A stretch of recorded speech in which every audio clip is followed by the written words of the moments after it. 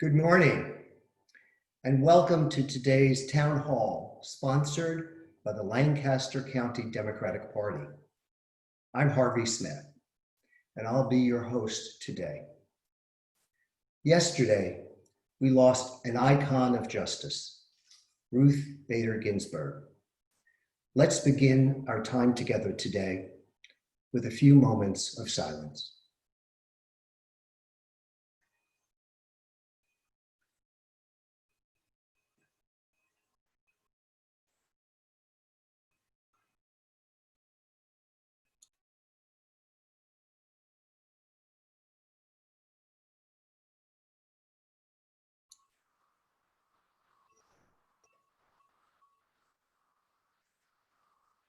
Thank you.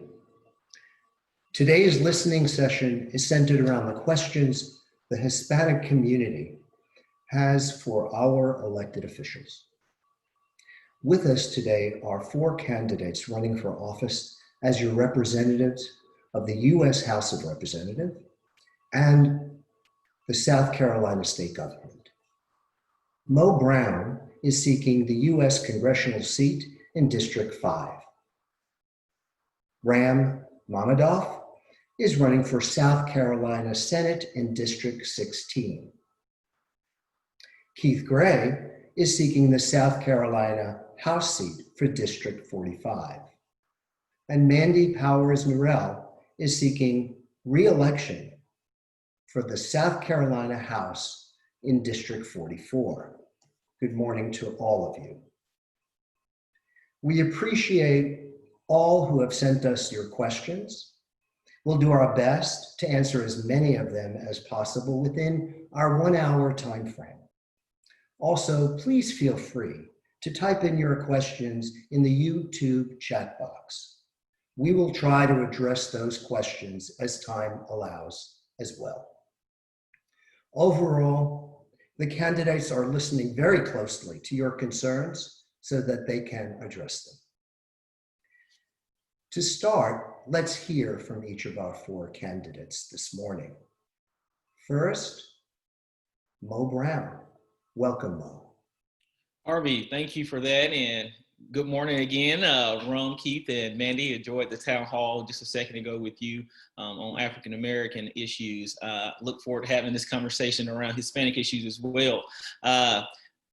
I'm Mo Brown, and I'm running for Congress here in the 5th District against Ralph Norman. And, it was an easy decision for me to get into this race. I saw my country getting ripped apart by a lack of leadership, in my opinion. And in my whole life, I've been gifted enough to have great leaders in my life to instill the characteristics that I believe is necessary to lead folks. And so in this situation where I saw a deficit of leadership, I made a decision late January to get into the race and run for Congress. We have crises all around us. And even prior to that, we were still having a deficit of leadership. So right now we need clear thought. We need folks who's dedicated to solutions to alleviate the issues that we have, and then provide opportunities for all of South Carolinians and all Americans, for all that matters, to ensure that we will be a viable country as we move past COVID and all the other crises that we have. So that's what this campaign is all about. It's about the people. It's about getting to work and providing solutions and ensure that we will be able to move past our current challenges and run to the fight and meet them. So I look forward to this conversation today. Thank you. Go to my website, moforcongress.com. You can find more information about me, and we'll go from there. Thanks, Harvey. Thank you, Mo. Let's now hear from Ram Mammadov. Good morning, Ram. Good morning, Harvey. Thank you. Thank you very much. Thanks for having me here. Good morning, my fellow Democrats. Good afternoon, my dear neighbors. My name is Ram Mammadov, South Carolina State Senate candidate. I am a resident of Indian Land, Lancaster County. Why am I in this race? Well, over 25 years of failure of our leadership in our state, predominantly occupied by single party, Republican Party, left me no choice. When I look at this state, of our great state, and when I see that there's more on the line this year's election, for example, our health in COVID-19 plans, highway safety, or education of our children, underpaid teachers, lack of rural internet access, voter suppression, race inequality, the murder of women by men, opioid crisis, poverty, closure of rural hospitals, and so many more. I can go on and on and on. But the main question here is, are you okay with that? Because I'm not okay with that, not at all. South Carolina, as I said, in the bottom 10 in so many categories, and South Carolina could move up from the bottom 10 to the top 10 if we do it together. So rather than saying change, I have committed myself to helping us all do better, live better, and better enjoy our freedoms. Thank you. Thank you, Ram. Now let's hear this morning from Keith Gray. Good morning, Keith. Good morning, and thank you for having me. I appreciate this opportunity to address my fellow citizens, and particularly the Hispanic community. My name's Keith Gray. I'm running for House District 45. I live in downtown Lancaster, in the center of the county, and I want to represent our citizens and address so many issues, as Raman pointed out, that have been the result of neglect and outright ignoring the problems. We can do better. We will do better. We will take a progressive approach to finely tuned solutions to address root causes. Taking care of something before it becomes a problem is so less expensive and so more effective than trying to patch it up with some solution that's so-called solutions generally designed to profit someone. There are things that our government can take care of and take care of the citizens. So please join with us in this quest to turn things around in our beloved state and our beloved county. Join all of these Democrats who are trying to clean up the mess again from the other side. Thank you. Thank you, Keith. And now let's hear from Mandy Powers Durrell. Mandy.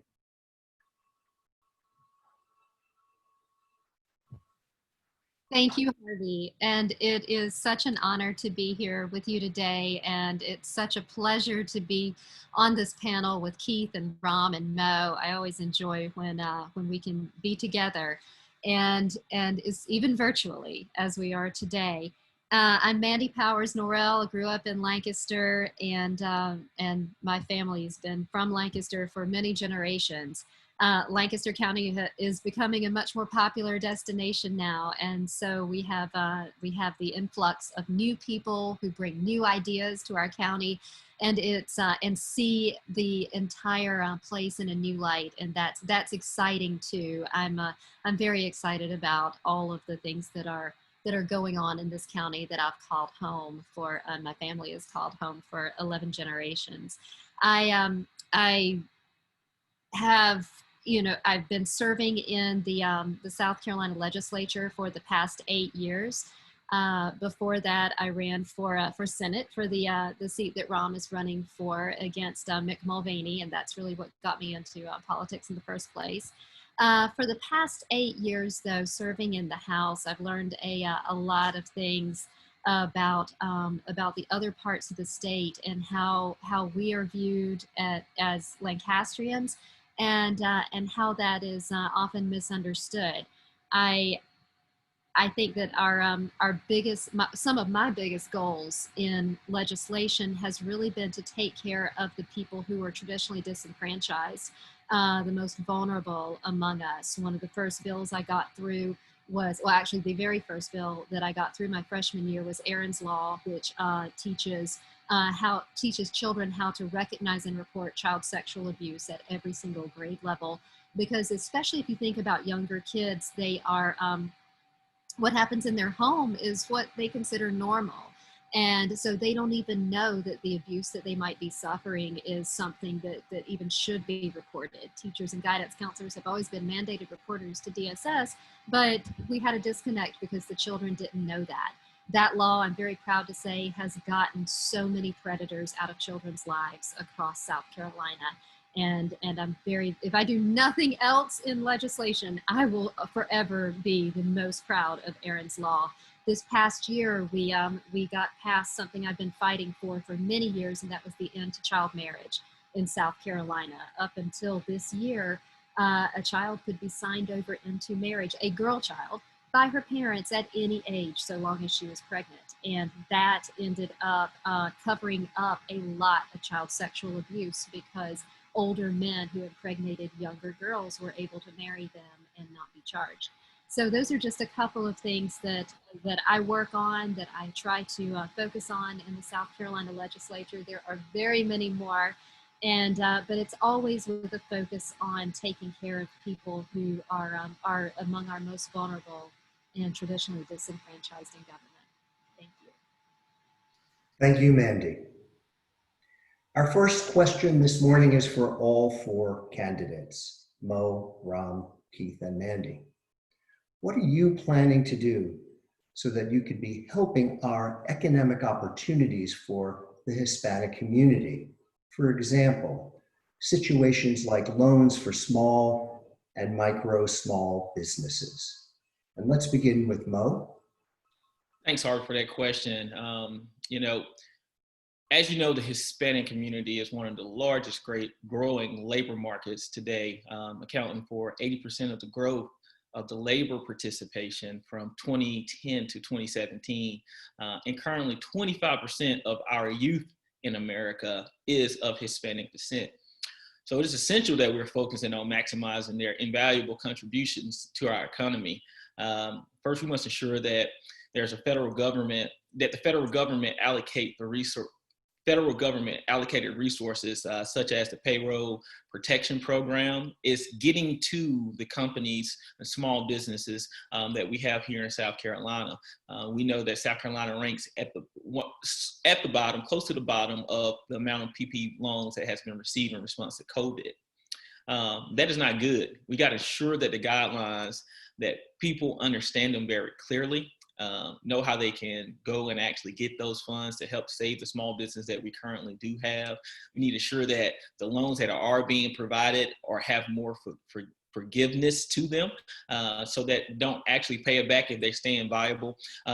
So we got to make sure that happens right now, and also ensure that there's multiple languages that it comes, particularly Spanish, to help our Hispanic folks who may not speak English that well know that they have the resources that they can go get these loans that's available right now as we go through the COVID crisis. Small business is the backbone of this country. As well as micro business, which is a nuanced definition there. It's basically companies that's bringing in less than $50,000 of their revenue.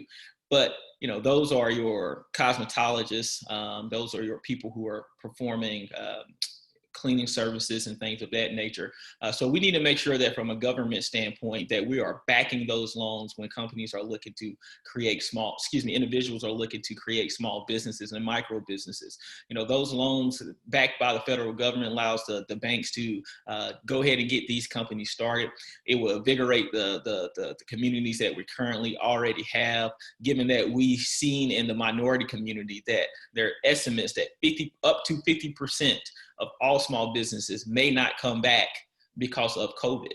And so we got to address this right now. We have to be serious about that, because if we don't, our communities are going to suffer, and they are suffering already.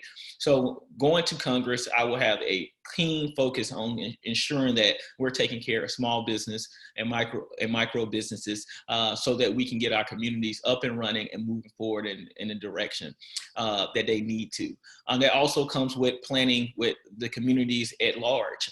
We talked about this on the other town hall that we had.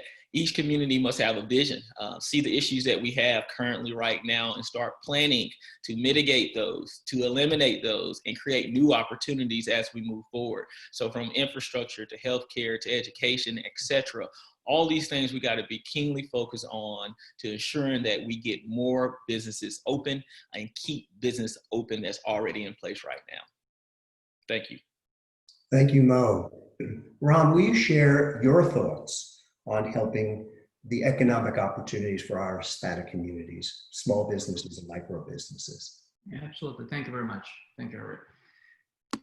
Buenos días. Bienvenida en nuestra reunión. I'm glad to be a part of this town hall. As you can say from my accent, I'm not originally from around here. My American life and my journey to achieving American dream started over 20 years ago back in Michigan, when I myself, a member of minority group, as you can say from my accent.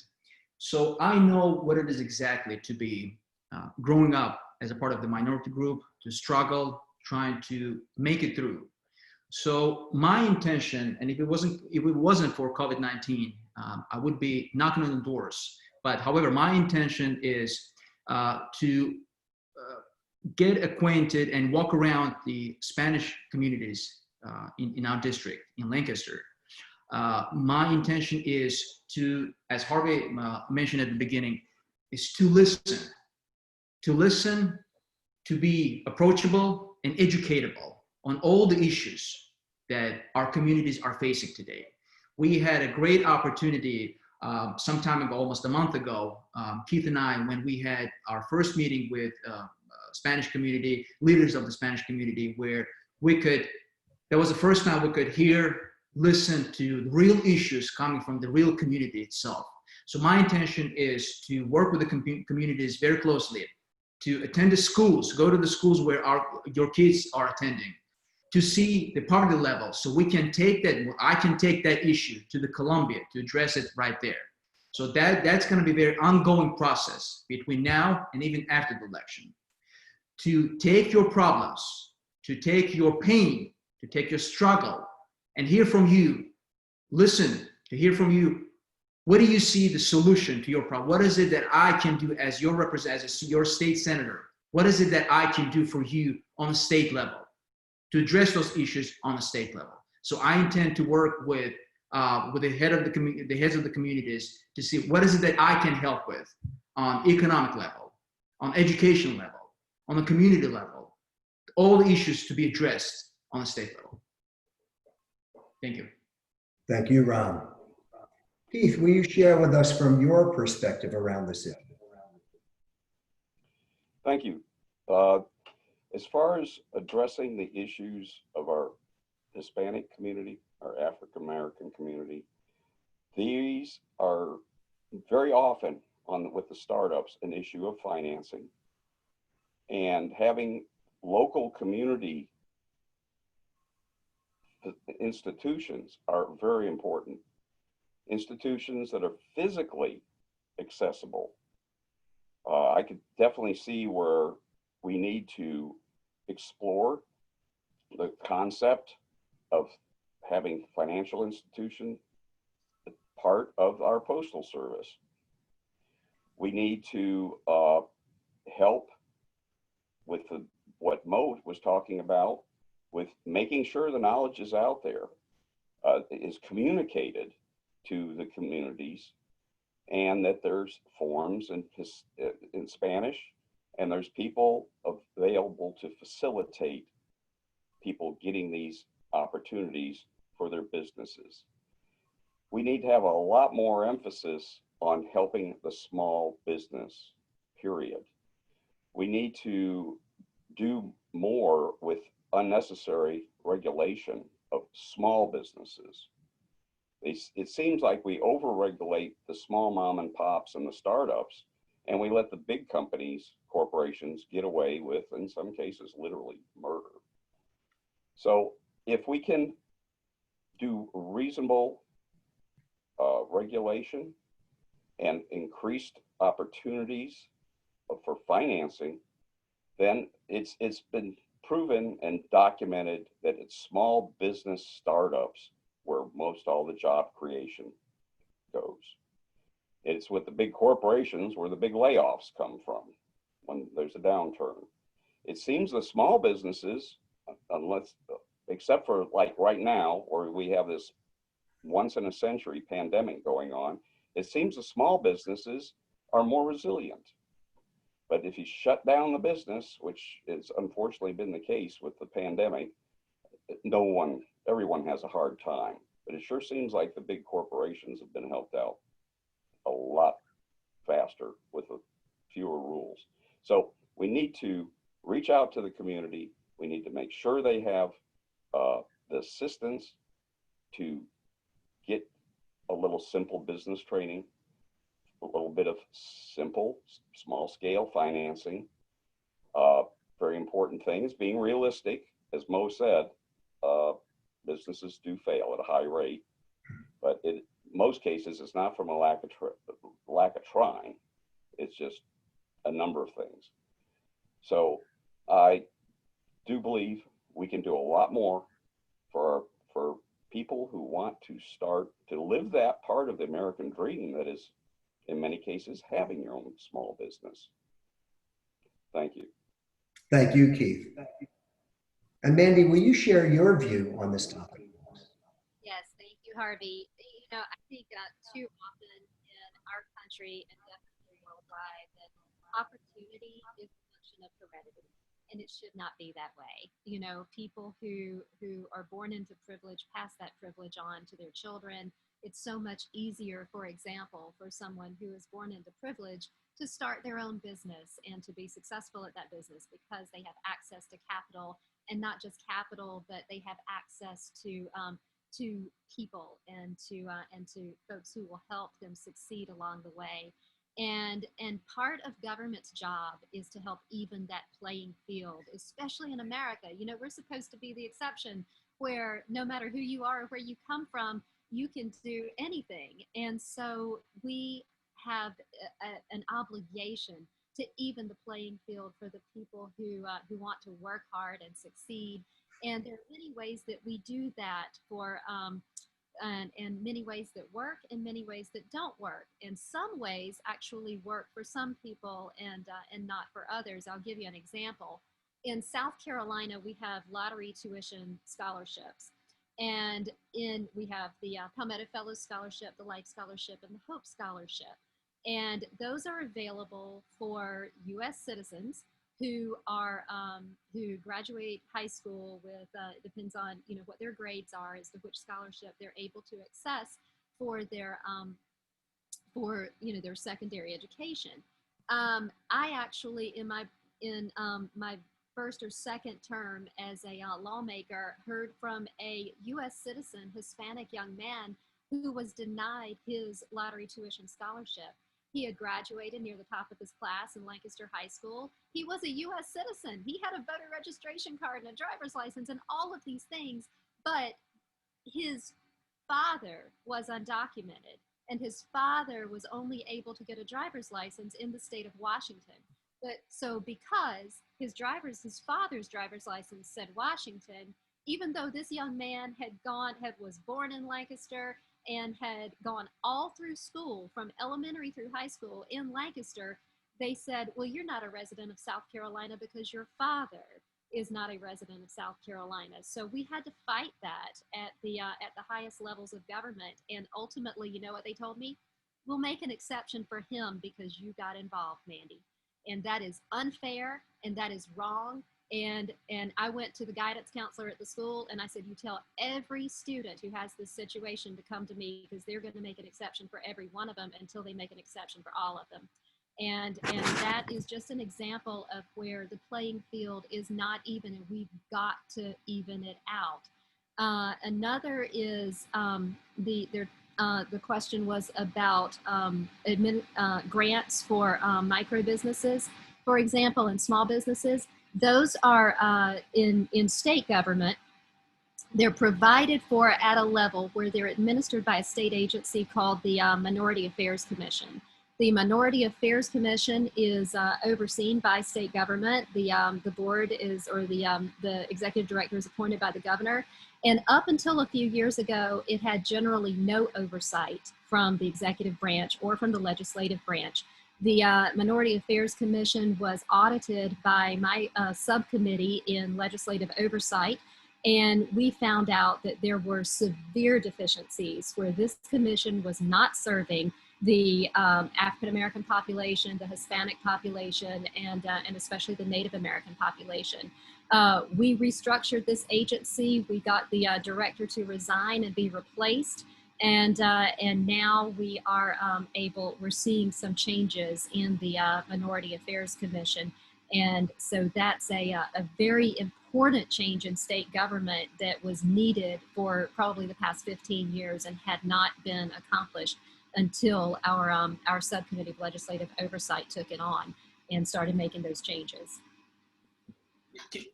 Harvey, can I add one more thing too on the federal level? Just when it comes to small businesses and their ability to get started, a lot of that is ran through the General Service Administration. And if you go there, you can go to the small business and then minority businesses. And the federal government has contracts that is specifically allocated for minority participation to be in. And so, again, from a leadership standpoint, and as we go from the top all the way down to the bottom, communicating that to all the folks out here that there is money if you can help start a business to go out there from a federal standpoint that will allow you to grow as a company, start on a very low level, taking on $10,000 contracts to $50,000 contract. And as you learn the bunding system and grow your company, you can take on bigger contracts. As we go to if I get elected to the federal level, I will make sure that we're emphasizing these point to all the individuals throughout the 5th district, knowing that they can go a route that's going to be backed by federal contracts that's going to allow them to start businesses and, again, be more healthy and successful in this district. Thank you, Mo, and thank you very much, Mandy, for both of your insights around this issue and all. Our next question is for all 4 candidates. Going forward, will there be more inconvenient COVID testing available in South Carolina? At what cost? And does this testing just apply to US citizens? And do we have a vision around the estimated cost that this would be per person? And Mandy, let's begin with you. Thank you, Harvey. Actually, testing nationwide is going down, but testing in South Carolina is increasing. South Carolina has been able to increase its availability for testing by 40% in recent weeks. And between now and October 31st, we have over 600 sites available for testing in South Carolina. If you're in Lancaster County and you want to get tested tomorrow, you can go to 103 Duncan Street in Heath Springs and be tested at a DHEC authorized site. The cost for DHEC sites testing is $0. You pay nothing, you drive up, you get tested. I've visited these sites. They're administered by the National Guard and the local hospital system. And if you go through your physician, it will cost whatever your physician charges, but there are many, many free sites for COVID testing. And you can find those by going to the DHEC website and looking at all the sites available. And then if it's designated as a DHEC site, then it's going to be a free test. And they do not ask citizenship status when they do the testing. You come through, you give them your contact information so that you can get your result, but that's all that they ask for. And it's, again, free if you're going to a DHEC site. If you go through your own physician or a private entity, you're going to pay what they charge. Thank you, Mandy. Keith, will you share your thoughts on this topic? Well, it's encouraging to know that we have pop-up testing going on. We do have the DHEC sites. I think, again, the response of our healthcare system in this pandemic has been badly handicapped by the for-profit aspect. We need to make sure that we expand and build a more equitable and more accessible and more affordable healthcare system. It's good to be reassured that the Hispanic population is not going to be automatically asked, are they citizens? do they have papers? It's never should ever be a question for healthcare or education or quite a few other things. I think Mandy did a great job answering that, and on our local level. And I'd like this, again, this goes back, in order to have more availability and to have these critical issues addressed in our population for the protection of all of our citizens, that we need to at state level be pushing for this, for the expansion of Medicaid and move on from there. We need more facilities out there where people can quickly get tested for, in these situations particularly. Thank you. Thank you, Keith. Ron, will you give us your perspective on this topic as well? Absolutely. Thank you, Harvey. First of all, the testing should have been provided from day one. It is the failure on the national level, and our leadership in our state is no better. They failed us. It is unbelievable how the response was from day one. So the testing facility should have been provided from day one, and it should be provided right now. And Mandy gave really good statistics on where we are right now. However, when it comes to the cost, there shouldn't be any cost for that. It should be zero, as Mandy pointed out. It's zero to be tested, to know like if you have a COVID or not. So first of all. Second, asking anybody for citizenship, it is unconstitutional. It is completely unacceptable. I should be treated as a human being, not because of my skin color or my religion or my nationality or my papers, whether I'm a citizen or non-citizen. I'm a human being, first of all, right? So any person should be provided with testing regardless, and nobody should be asked whether that person is legal or illegal in the country. That's completely irrelevant in this case. And I'm hoping that nobody's encountering that kind of issue. So that should be done. The testing should be done regardless. No payment should be there. That's it. Thank you, Ron. Mo, will you add your voice to this topic? Absolutely, I'm happy to, and I think it's essential that we do. To Ram's initial point, this has been a failure on the national level. Dealing with this health crisis that is COVID-19 required a national response. The visible enemy, as the current president has called it, is exactly that. And we had a game plan to deal with this, and he threw it out. And then with that, even his own CDC had given him the correct guidelines to keep everybody safe. And the main portion of that being testing, more testing. It's very simple. The more you test, the more you know where the virus is. The more you know what the virus is, the more you can isolate the virus. The more you isolate the virus, the more you can eliminate the virus.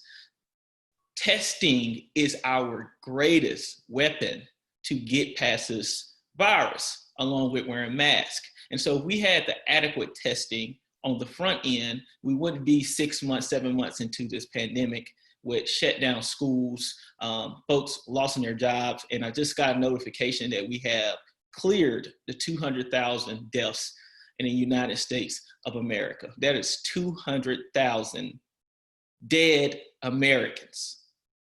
It's wholly unacceptable. Wholly unacceptable. And it's quite personal to me. I lost my grandma to COVID. She fought for 17 days with the virus before she finally passed. So it's a very serious thing. And so it is a direct failure on a national level that we do not have adequate testing, rapid testing, not testing that you get and it takes 2 or 3 days to get back. I'm talking about in the 5 to 10 minutes that you know if you have that virus or not. And so as we was taking these students going back into these classrooms, as teachers are going back into these classrooms, administrators going back into these classrooms, rapid testing will let us know if a child was going in there with a COVID virus or not.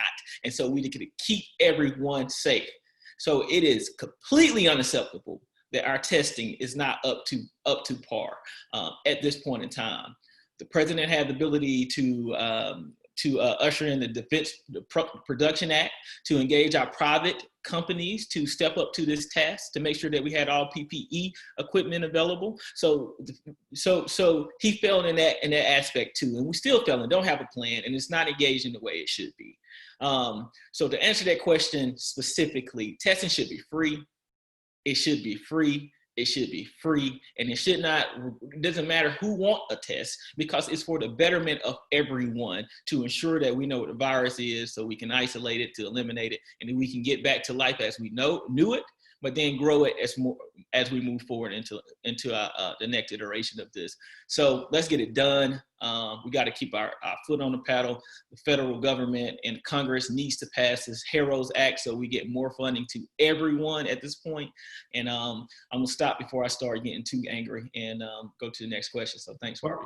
If I may add, Harvey, to Mo's point, I'm watching that on a daily basis, and because of failed leadership, not only on the national level, but in our state, we have over 3,100 COVID-19 related deaths. And as Mo pointed out, and my condolences, Mo, I expressed that to you before, Mo lost his loved one, his grandma, because of COVID-19. So it is the failure. That's the indication of the failure of our leadership. We have no plan. Everything opened up, schools opened up, restaurants opened up. Everything opened up too early with no plan whatsoever.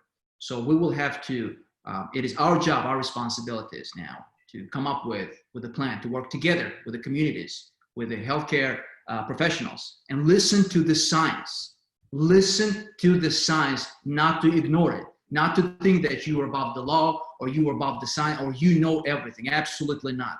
When it comes to that time, you have to listen to the professionals and listen to their advice, listen to their guidance. And that's exactly what we're going to be doing. Thank you. Well, thank you, each of you, for your passion, and rightfully so, around this topic. Our next question is also for all four candidates. What are your plans to ensure that medical establishments are able to communicate with people whose first language is not English? And are there any guidelines relating to forms and other important documents, etc.? And let's begin with Ram this time. With me. All right. Sounds good. Well, that's a really great question. And as I indicated at the beginning, you can hear from my accent, I'm not originally from around here. So not to brag, but I speak over 5 languages, and Spanish actually is one of them. I used to be pretty good with Spanish, but any language needs a practice. I still speak Spanish, intermediate, but still speak Spanish. I remember when I was at Michigan State University, to make some money, I used to work as, there's a third-party vendors that provide services to seniors or any hospitals to patients that don't speak English. So I had an opportunity to translate from Russian, translate from Turkish, from Azerbaijani, even from Spanish. So that is a perfect employment opportunity, and we should be working with communities, with businesses, with medical facilities to contract these positions, to allow, as I said, it's an employment opportunity to allow native speakers to provide the services, to provide the interpretation, translation services to any patient. That's first of all. Second, any medical facility should be employing, and that's not on a professional level. I'm not talking about the medical professionals. I'm talking about the nurses. I'm talking about the front desk that will be able to provide translation to any patient, any incoming patient that unfortunately don't speak English. So that is from the economic perspective. We should be working, and I intend to work with the communities, with businesses, with medical facilities pretty closely when I'm in Senate. Thank you, Ram. Keith, will you share with us your perspective on this? Well, communication is everything, and it is definitely life critical in the medical profession. I am not currently familiar with what rules or regulations there are on the paperwork, but I don't see in this day and age that there should be any issue if someone comes into a medical facility to just print out the form in their native language. This should be a no-brainer. Actually having a live person to handle translation and guide would be a bit of a challenge. I'd love Raman's idea. Here's another employment opportunity, just being able to speak multiple languages. And I think that could be taken where perhaps it's centralized, and we've seen the use of teleconferencing and video conferencing. It should be very easy for the front desk person to get on their medical network and bring in a person that could help translate and help guide someone who's not a native English speaker. Frankly, in the medical field, I think a lot of born English speakers have a hard time understanding things, and they might need someone to kind of help translate between the lay person and the medical profession. There should be requirements, and I think that would be all part of the regulation, even just at the state level. It would be easy enough to mandate, and I think we can come up with some really good proactive measures to make sure people are taken care of in this manner. Thank you. Thank you, Keith. Mo, will you share your vision around this topic? Yeah, absolutely. I think Ron and Keith hit on some really key points here. And I love the idea of what Ron put out there, having employment opportunities based around being able to translate, particularly in the most crucial area of healthcare. Even in the federal level, making sure that we have multiple documents that we can have in different language. This is the melting pot that is America. We can't be so arrogant that we think that everyone speaks English and that we only provide documents or communication in that form. So the more we can do to get funding and to add procedures and structures around making sure that documents are readily available, not even on healthcare, but all aspects of government, to ensure that the people of this country and this state of this in this district have the appropriate ability to understand the communication that's coming through is essential. So I work with the federal government myself to ensure that these policies are being put in place, particularly on the federal level. And if we do that, we'll ensure that we can move forward on these crucial issues. Thank you, Mo. Harvey, if I may add to Mo's point, that brought me to a really good point that I personally also, on the federal level, I'll be working with Mo closely we live in the world of technology, as you know, right? So developing technology. So until a person is fluent in English, the state actually should be able to provide a personal, the translation device, an app, right? And again, to Mo's point, I'll be working closely with him to see what is it that can be done on the funding level from the federal level, and working on the state, providing those technologies to people that need them. Thank you, Ron. Mandy, will you share your perspective? Thank you, Harvey. Yes, I think that this question has two components to it, because our medical providers can be either publicly funded or private entities. And on the publicly funded side, that's an issue of not necessarily legislative authority, but more regulatory authority. And like our hospitals that are publicly funded must now provide a translator for people for whom English is not their first language, or who don't understand it. And I know this through my private practice as an attorney, having people come in who don't speak English and who have been to hospitals, and the ones that not all of them actually comply with the regulatory requirements, but those interpreters are not allowed to be, that person's child, because, can you imagine having a child do the interpretation for someone who has a tubal pregnancy, for example, and needs to take methotrexate to deal with with that, so that it doesn't, blow out the fallopian tube. The child is going to have a hard time explaining that to their parent, and could be traumatizing to the child to explain it. we've had a problem sometimes with them asking the children to be the translators in medical situations. And for that reason, the regulations require hospitals to have publicly funded hospitals to have a translator on site or accessible through technological means, so that the translator can explain the medical terminology and situation to the patient. Now, when you're looking at the private marketplace, it's a little different.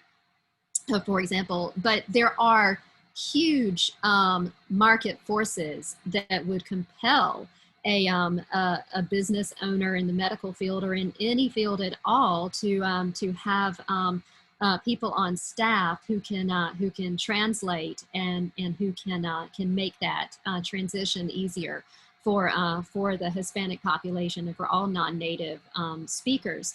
For example, our office manager right now is a native Spanish speaker.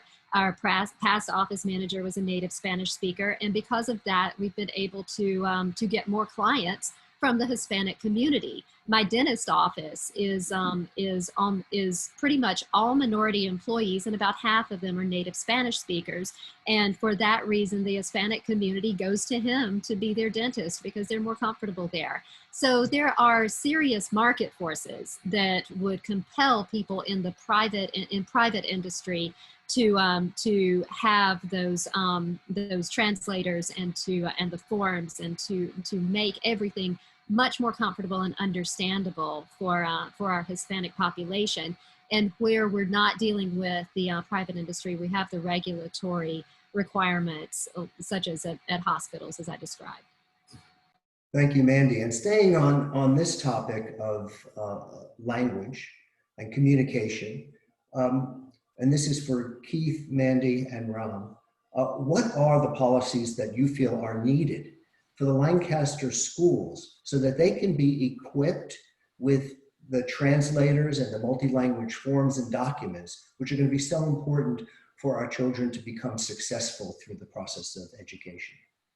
And let's begin with Keith this time.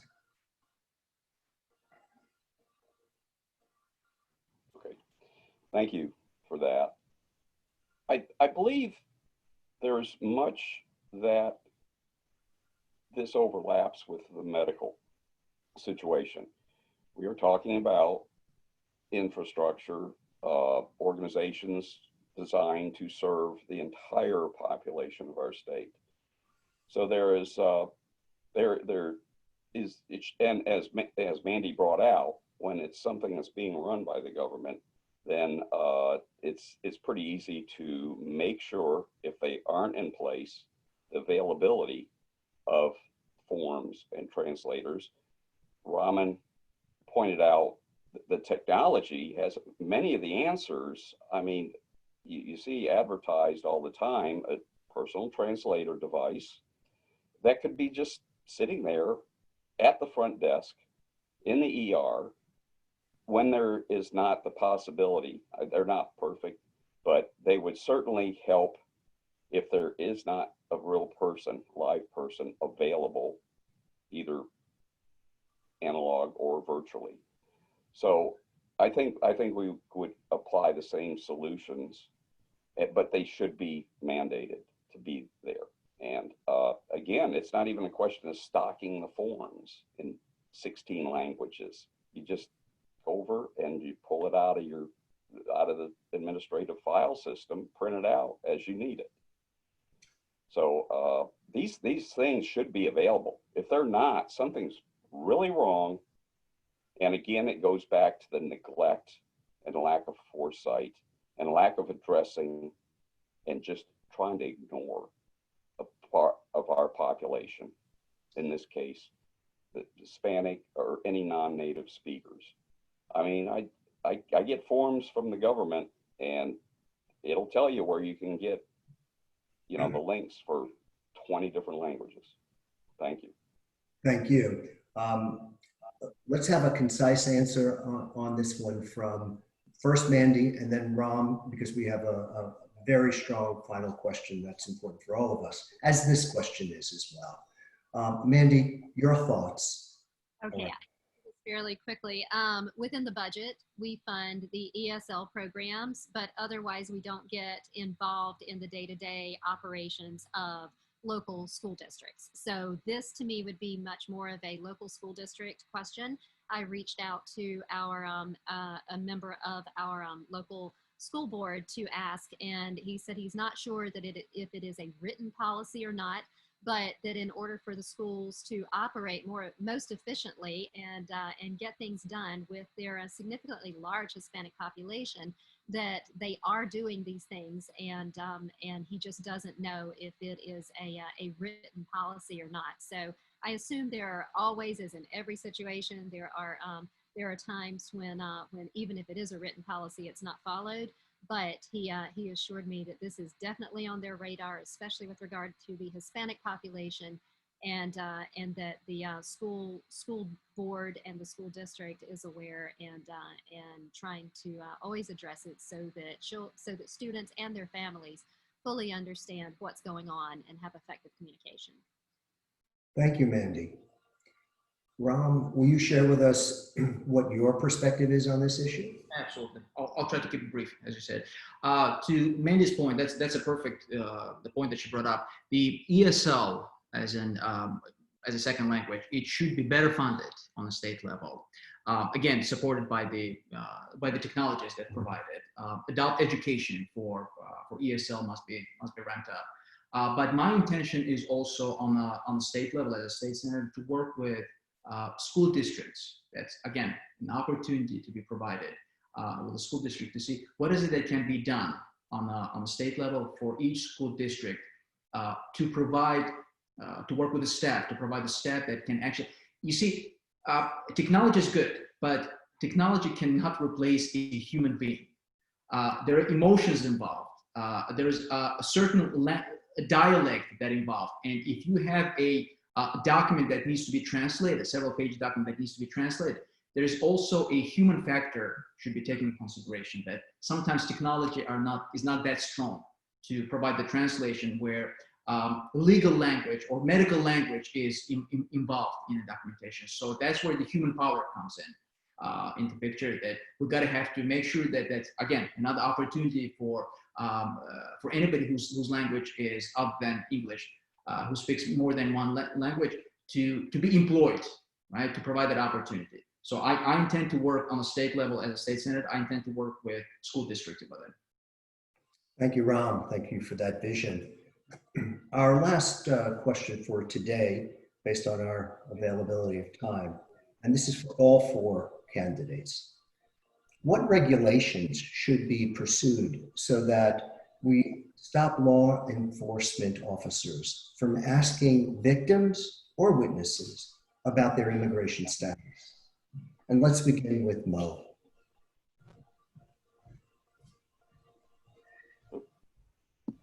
Sorry, I had to unmute myself.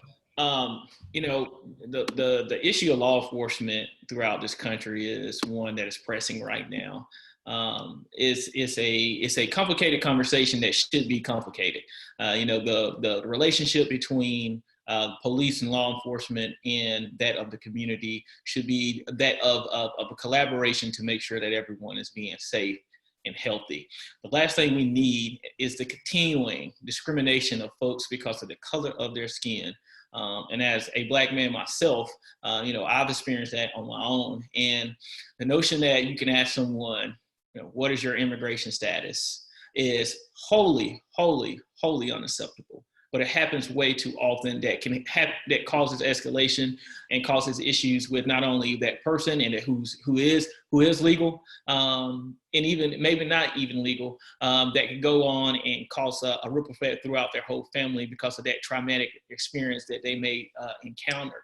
So we got to be conscious of how we are dealing with police reform as a whole. If I'm elected to go to Congress, I think we need to create a bipartisan task force to establish this new best practice, ensure oversight and accountability on a very national level, including not asking asking for someone's legal status. The task force also should be included by elected officials, officers of the court, community leaders, I think former inmates, activists as well, and any other representation that can help shape the proper practices that is on a national level, that is trickled down, excuse me, that is trickled down to every local level. You know, most law enforcement is on a community by level, community by community level, and that's understood. But there should be an umbrella of practices that we can all go to and ensure that things are happening the right way.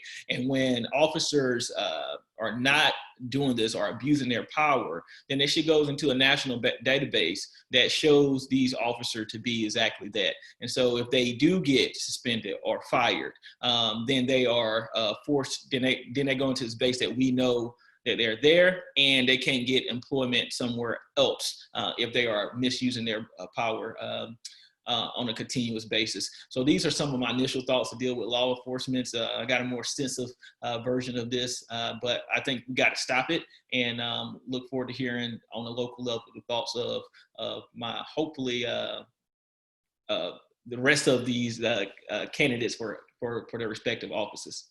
Excuse me. Thank you, Mo. Keith, will you share with us your thoughts on this topic? Yes, I believe that there should definitely be a decoupling of our local law enforcement from activities, immigration activities, except for, in a specific case of a lawbreaker. That's the only time that I believe there should be any interaction, when a crime's been committed and the criminal is then reported to ICE. But the fact that victims and witnesses think that they are going to be asked their immigration status has a chilling effect on the safety of our communities. They are not going to come forward and help get a crime solved. They are not going to help put a criminal behind bars. So we have got to stop that. This is a function of the federal government. The federal government should be taking care of it. I want our law enforcement people to be enforcing our local laws, building community relationships that can help prevent crimes by neighborhood policing. And these communities are not going to talk to our law enforcement at all until we can restore, or maybe not even a question of restoring, maybe it's just building in the first place between the black and the brown and all the other, ethnicities that are obvious. There's obvious physical differences, and they end up being profiled and asked questions like this. This is totally wrong. Every citizen, let me back up. Every human being in this country needs to be treated with respect. And I too could go on for a long time on this one. Thank you. Well, thank you, Keith. It's a very important topic for all of us. Mandy, will you share your perspective? I have a little bit of a nuanced perspective on this. When I read this, it really reminds me of a bill that I have pending regarding sexual assault on college campuses. If you may have read that recently there was a sexual assault on the Furman campus of some Bob Jones students who would not report the sexual assault because they were drinking, and that was something that they knew they would be suspended for.